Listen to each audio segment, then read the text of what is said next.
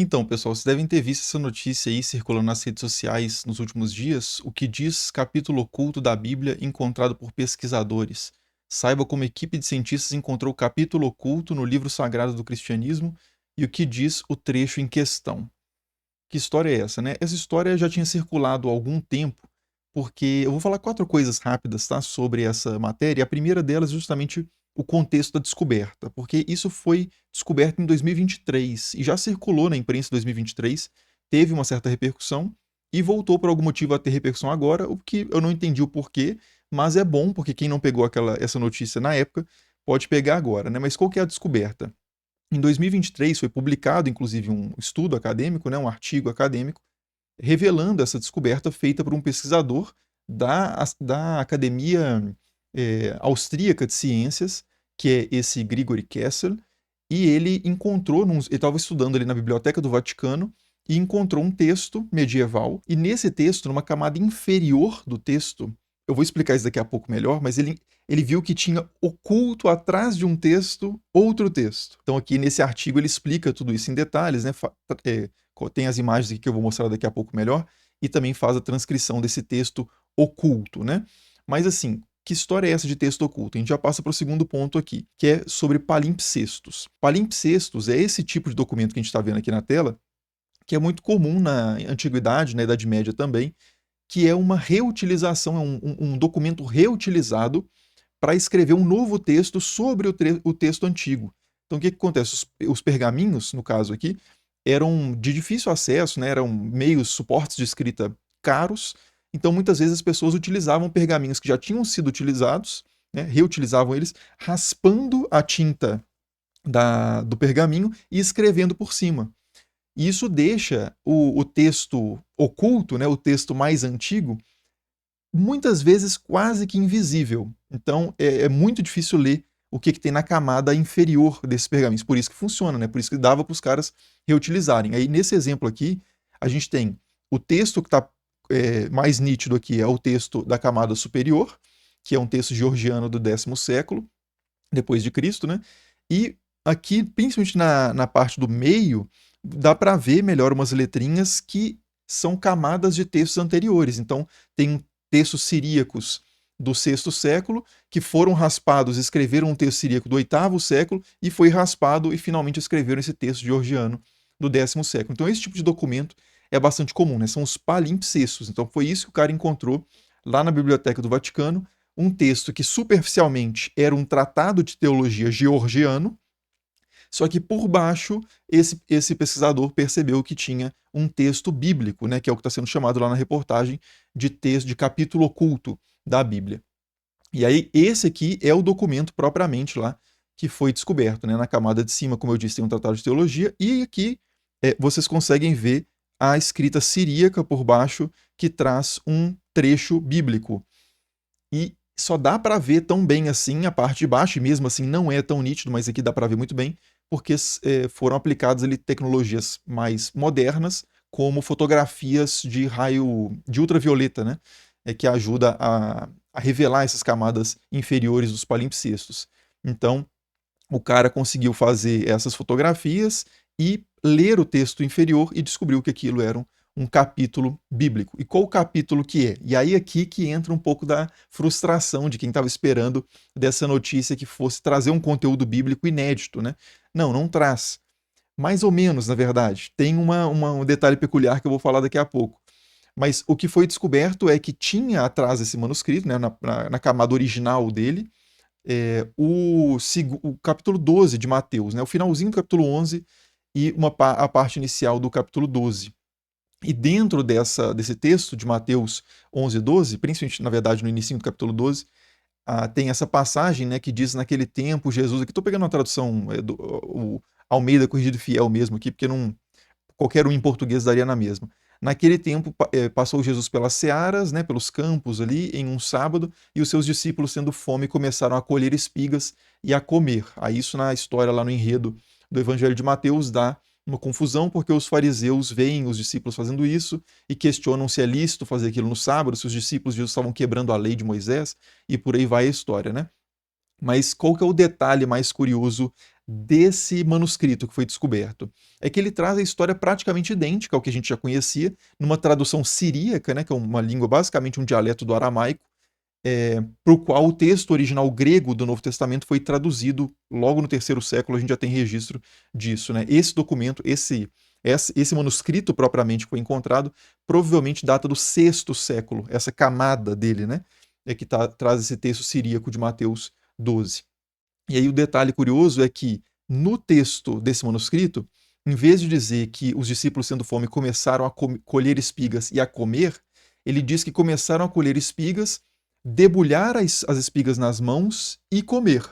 Então é uma sutileza, assim, uma coisa que não estava lá no texto original grego, mas aparece nessa tradução siríaca. E por que isso aparece na tradução siríaca? Provavelmente porque o tradutor que conhecia essa mesma passagem na versão de Lucas, que diz de debulhar o trigo na mão, ele espirrou, né, na tradução esse conhecimento dele que vinha de outro evangelho. Então, um texto que era originalmente de Lucas foi inserido em Mateus nessa versão siríaca que foi encontrada, né? E esse é um tipo de coisa que acontece com frequência também na transmissão do texto, né? Os textos são copiados à mão e os tradutores, ou por pegarem um manuscrito em que já aconteceu essa modificação do texto, ou eles mesmos causando essa modificação por querer ou sem querer, geram uma transformação no texto que pode ser preservada em cópias futuras, né?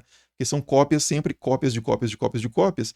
Então, se alguém comete algum deslize no meio do caminho, e o tradutor vai fazer, ou um copista vai fazer uma cópia dessa versão que já tem o erro, caso ele não tenha algo para comparar e ver se esse erro bate com outros manuscritos, né, porque ele pode fazer esse estudo crítico também na antiguidade. Mas se ele tem só aquele manuscrito, ele vai passar para frente aquele erro e a coisa vai se perpetuando, né? Inclusive, a gente vai voltar daqui a pouco na importância, inclusive, de descobertas como essas, né, que pode parecer inicialmente meio desimportante, porque a gente já tinha o texto, né, e é só esse detalhezinho que varia, mas é muito importante essa descoberta porque a gente depende de uma grande quantidade de manuscritos para tentar reconstituir o texto original do Novo Testamento, né? Que a gente já entra no terceiro ponto, que é que a gente não tem os textos originais do Novo Testamento, né? O texto original da mão dos autores que escreveram pela primeira vez aquele texto, a gente não tem, e nada nem perto disso, né? A gente começa a ter manuscritos ali no segundo século, quase nenhum. No terceiro século já começam a ter alguns manuscritos, principalmente no Egito, e depois é mais lá no 10º século, em termos de preservação histórica, é que a gente passa a ter um volume maior de manuscritos. E esses aqui são os manuscritos gregos, tá? São os manuscritos gregos, então aquele manuscrito siríaco, por exemplo, da tradução lá do texto que foi descoberto na Biblioteca do Vaticano, não entra nessa categorização, né? Que estão os manuscritos gregos, ou seja, escritos na língua original do Novo Testamento. Mas aqui, do 10º século para frente, é que tem um volume maior, né, de manuscritos. Então, qualquer manuscrito que foi encontrado antigo, e o que foi encontrado, como eu disse, data por volta do sexto século, é interessante para a gente fazer essa triangulação, né? Você fazer uma comparação, muito mais do que um triângulo, né? Fazer uma comparação de vários manuscritos para comparar, ver o que é mais comum, o que dizem os manuscritos mais antigos, e tentar reconstruir artificialmente, porque não tem outra alternativa, o texto original do Novo Testamento, que foi perdido por completo. Né? Então a gente não tem acesso direto ao texto original, a gente só tem acesso à preservação desse texto por meio de cópias e traduções, e é preciso sempre comparar essas diferentes cópias e traduções também, porque há muitas variantes nesses textos. Né? Em geral, os manuscritos são bem fiéis na cópia de um ao outro, né? Eu não quero também sensacionalizar a coisa aqui, como se cada manuscrito trouxesse uma coisa diferente. Não. A transmissão do texto é bastante estável, mas tem sim algumas variantes, inclusive algumas muito importantes, como eu já comentei aqui no canal, no vídeo que eu fiz sobre a passagem lá da mulher pega em adultério, né? Aquela história do quem nunca pecou que atira a primeira pedra. Essa é uma história que não apareceu nos manuscritos originais, ela só aparece tardiamente, e quando ela aparece, ela está pulando, cada hora ela aparece numa parte, aparece numa parte do Evangelho de João, ou em outra parte, às vezes no Evangelho de Lucas, até ela finalmente se estabilizar ali por volta na virada do 7º para o 8º capítulo do Evangelho de João, onde nas Bíblias atuais essa passagem está. Né? Então tem alguns casos mais dramáticos como esse, mas em geral são divergências um pouco menores como essa, né, de inserir aquela informação de Lucas lá no Evangelho de Mateus. E aqui, só para ilustrar, né, essa questão da gente não ter os textos originais e a gente depender de muitos manuscritos, quando a gente pega uma Bíblia para ler e vai lá no Novo Testamento e lê, por exemplo, o Evangelho de Mateus, você tem um texto ali diante de você, né? E você lê uma palavra depois da outra e beleza. Só que de onde que está vindo esses textos? Isso aqui é uma tradução a partir de uma edição crítica do Novo Testamento, no caso, né? Tanto no Antigo quanto no Novo, mas vamos falar do Novo Testamento.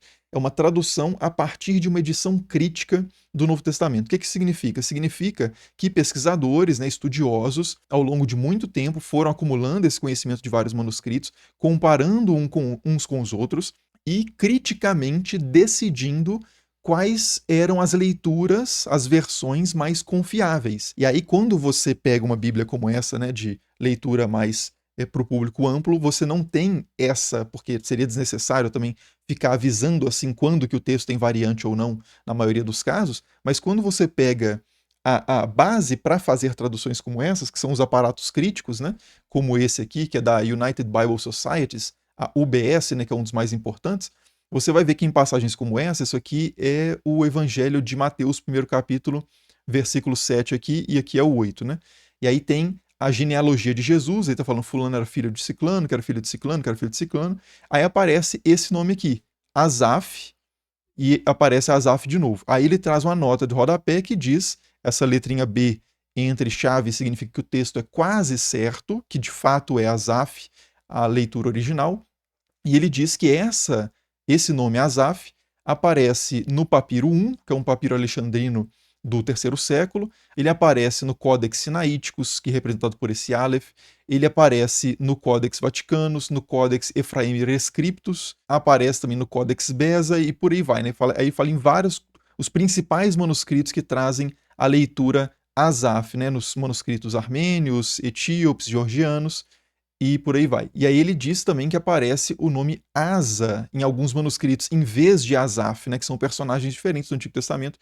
Asa é um rei, né, Asaf é o músico, e Asa então aparece em alguns manuscritos, né, a única diferença aqui é a letra Fi no grego, então é fácil realmente de haver uma corrupção do texto, ou acrescentando o Fi ou retirando, mas Asa aparece em alguns outros manuscritos e aparece em autores antigos como Epifânio de Salamina, e Agostinho de Hipona, né, o famoso Santo Agostinho.